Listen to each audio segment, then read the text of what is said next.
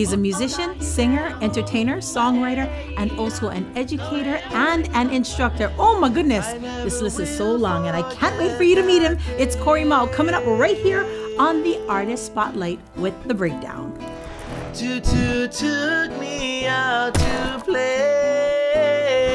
Welcome to Kanilea. I'm Lina Girl. We are in the midst of our Artist Spotlight right here on The Breakdown in our Kanilea Sound Studio. And I'm so happy to have this guy on camera with me, Mr. Cory Mau of the group Keʻolu. Hi, my brother. Hi. Thank you so much for hanging out with me today. Thank you for having me. It's always an honor and a privilege to be here. Absolutely. In fact, we've been working a lot recently with Ukulele Club. Yes, always fun, always a party. The greatest instructor ever. If you haven't seen any of our Ukulele Clubs, our videos, you're missing out. So make sure you go look for that after this incredible interview. Absolutely. But hi, my brother. Thank you so much for hanging out with me today.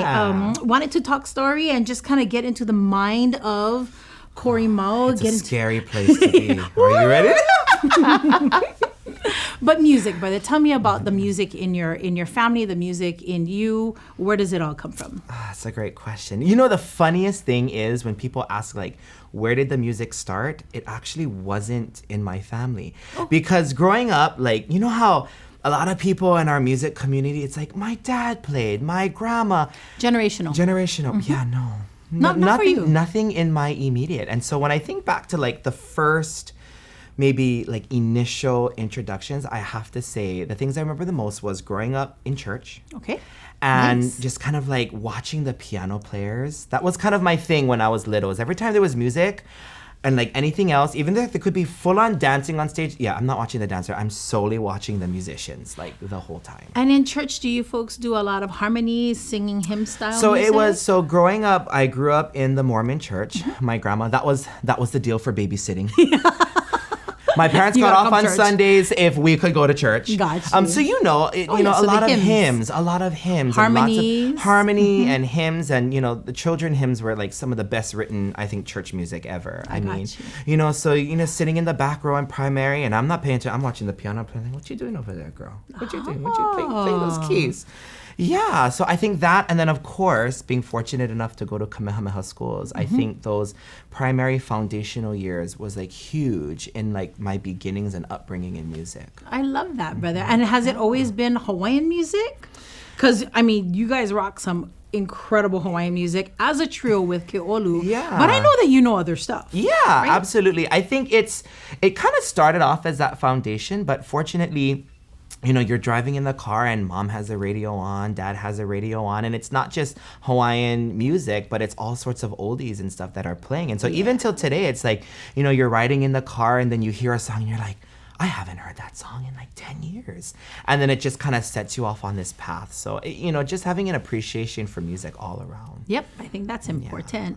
Yeah. When you are thinking about a song that you really want to jump into, what is the first thing that catches you about it? Is it the melody line? Is it the harmonies that you're going to build with the group that you're singing with? Well, how does that happen? Gosh, that's such a hard question. I'm so wishy-washy because I think it really depends. Like sometimes you just have a song where that rhythm just catches you and you're just like, oh rhythm yeah, is gonna get you. And you just feel it. Like you feel it. Your body just starts to move with it and you're like, okay, I'm grooving. Yeah. And then other times it's just like the way the melody line moves and caresses the song through, and you're like, and so we're not even talking lyrics. We're not even talking lyrics. Talking about the feeling that the music gives lyrics you. Lyrics is totally the last thing I go to. It's always, I'm always hearing everything else in the background. And that's kind of how I've always been. Like I'm going to, what is the drums doing? What is this doing? What is that doing? And then like listening to the words, but like, where is that melody going and where is it traveling?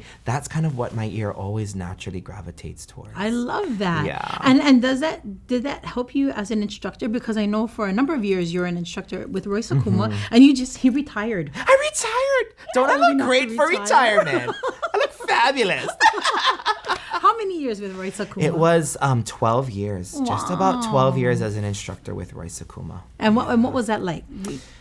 Oh God, I mean, honestly, it was a dream come true because for most people who became instructors with Roy Sakuma, like they were like starting from 5 and then taking for many, many years. And that was totally not my story with Roy Sakuma, but it was like teaching was always something that I really loved. Ukulele became something I really loved. So it's like put the two together and it's like awesome. And, I reflect back on that, now that I've just retired. And I think, I've come across hundreds of students in the 12 years, from 5 years old to my oldest student at one time I think she was like 93. Oh, wow.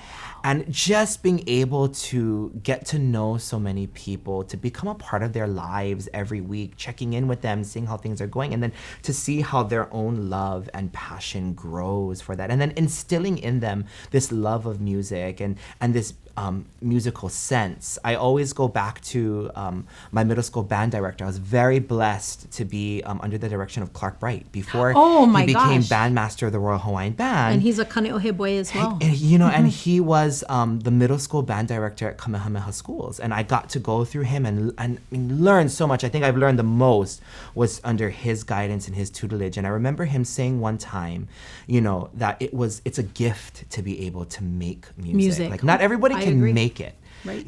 Everyone can enjoy it and appreciate it, but to be able to make it is truly like a gift. And so I go back to that, and to be able to kind of give that gift to my students, and then for them to find that gift and figure out what that gift is for themselves, 100% like the most rewarding thing. Do you feel that there's like a responsibility or a kuleana to that talent? I'm not sure if Mr. Bright shared that with you, like, making music is a talent or a gift, but do you feel that there's a responsibility now that you have this talent, that it must be shared? I think, what's interesting is it might not necessarily the music aspect, but I think the Hawaiian aspect, right? The Hawaiian style and the way that our people think is like, we think about kuleana, we think about awamo kuleana, like that kuleana, that responsibility that we take on, because, we also know that kuleana is not just responsibility, it's privilege. So when we're privileged to have gifts, when we're privileged to have information and knowledge, like that becomes the responsibility we have to pass it on, I think. And so, whether I intentionally or unintentionally, awamo this kuleana, I'm not sure, but I do think of it as a responsibility that I do have if I can. There used to be that saying that people used to say, people who do teach or something like that, or people who can't do teach. People who can't do teach. And I'm like, wait a minute, I teach and I can do. I was like, well, I can do small kind. Like, my dog has fleas. Let's take a little star. Oh, that's not true. But I think I've embraced that, where it's like, that's not necessarily true, but because I can do, and because I'm, blessed to also be in this realm of teaching, like, if I can do it, I'm going to do it. Yes, absolutely. Now, when we're talking about teaching, I know there are a lot of instructors that are out there. They have a passion to teach, and so they take their craft and then they just start teaching. Yeah. But just because you can play, it doesn't mean you can teach. The thing is that you've actually gone through formal education to become an educator, right? Can you walk us through that? Absolutely. So I think for me, teaching has always been a part of my path. It's something I've always wanted to do from when I was super young. Is it because you're bossy? Nah, just kidding. Well, some people would say. I like to think it's because I wanted to write on the whiteboard. Oh, that's it. That was the, when you're 5 and 6, that's the most appealing thing. Yes. When you get to write on that whiteboard, that is everything. But yeah, teaching was always something I wanted to do. And actually, when I first got to college at the University of Hawaii at Mānoa, I originally went in as a secondary education major with a focus, which is like sixth grade through high school. Gotcha. Yeah. Okay. With a focus actually in chemistry. That was what I wanted to do. Secrets. You're like Bill Nye the Science Guy. Yeah. So that's awesome. Originally what I went to do. And then, of course, I became a college statistic and changed my major, of course. 3, 4, 5, 6, 7 times. And after, failing a few science classes here and there, realized, maybe it wasn't. And so that year, one year I was teaching music, actually. I had the opportunity to become a paraprofessional tutor in the Department of Ed. And it was actually through my student at Roy Sakuma. They were like, hey, we're looking for a music teacher. Would you be interested? And at that point, I was like, I'm over college. I'm done paying this tuition. I'm done with these upper level physics and every chemistry course you could imagine. So I said, yeah, I'll take it. And I remember it was a colleague there, as I was kind of deciding, they were like, you're really good at teaching elementary kids, because I was secondary ed. They're like, you're really good at it. Why don't you consider this? And it was one colleague who told me this, in a kind of a crass way. She was like, would you rather deal with snotty noses or snotty attitudes? And I was like, good point. So it was that year, I went back because I was still going to school part-time. I didn't want to totally drop out. I knew I wanted to come back, but do something. Right. I just had to figure it out. So I looked back at my, what I had done, and I was like, okay, these are the classes I need to take to get into the elementary ed program. They only accept once a year. So in the spring, I was still teaching at Roy Sakuma. I was teaching music. I was also tutoring at a local tutoring center. Woo! And then I went back to school full time. I railed 16 or 17 credits that semester, took care of all my prereqs, applied for the College of Ed, took all the standardized testing, and then entered into the College of Ed program in 2015, the fall. So I did that for 2 years, graduated in 2017 with my bachelor's degree in elementary education, and then taught for a few years, and then after that decided to return for my master's. So this was right before the pandemic hit, so in 2019. Started my master's degree in the College of Ed in Curriculum Studies. And the focus of my program was in something called STEM squared. Yes. So it was science, technology, engineering, mathematics, social sciences, and sense of place. So how do we teach this construct of STEM, but through a very local, place-based, Aina-based lens? And then the pandemic struck. Dun, dun. Dun, dun, dun. And so we finished, our degree. Luckily, it was all online, so we managed to finish our degree. And I had to pump out my thesis that summer because I was going back into the classroom full time.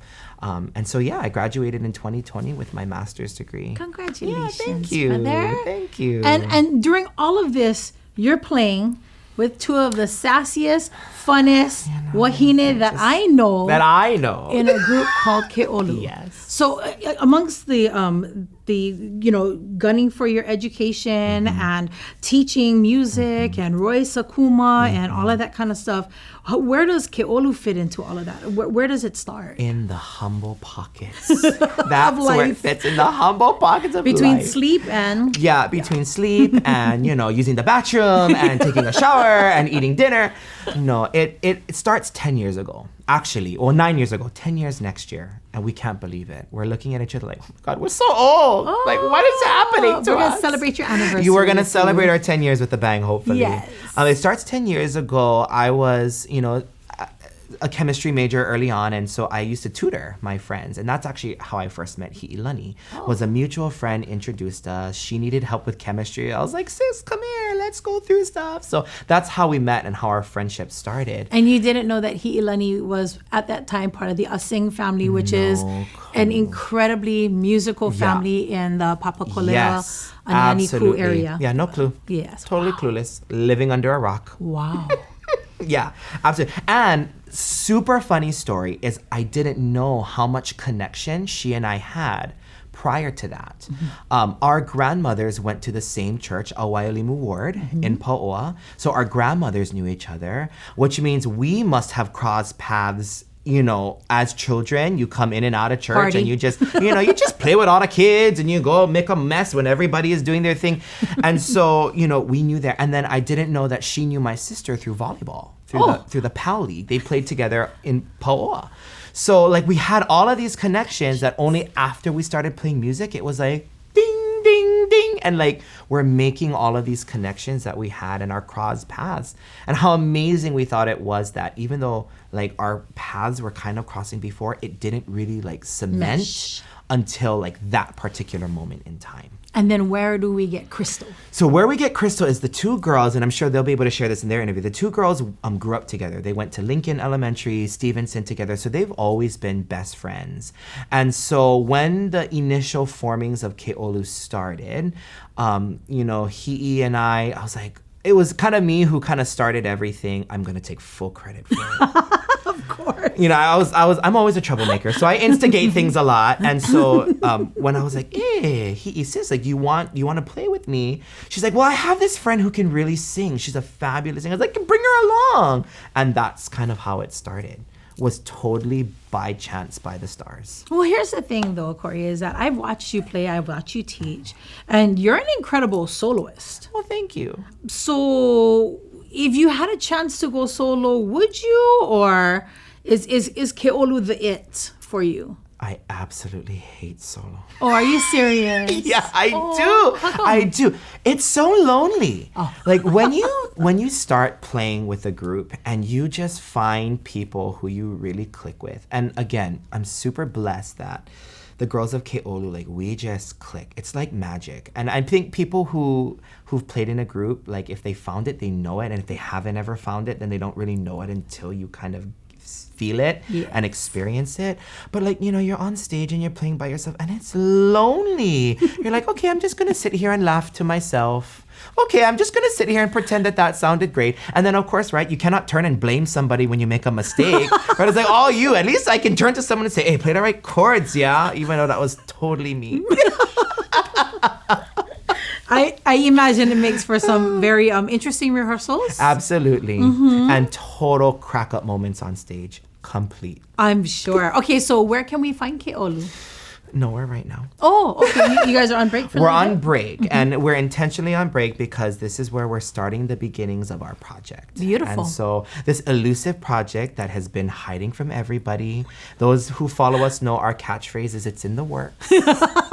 I'm gonna make sure. We're gonna make sure. That's gonna be the next Keʻolu shirts. It's in the works. It's something we've been known for, but no, we've actually been very blessed and privileged this year. It was just the right year. You know, as a musician, it's all about timing. Absolutely. Right, and you kind of go, and it's like not the right time, but this year it kind of falls into place. And Well, this is gonna be perfect because this leads into your 10th anniversary. Yeah, it leads into our 10th anniversary. So I'm over there like, hurry up, let's go. We have to do this before 10 years hits.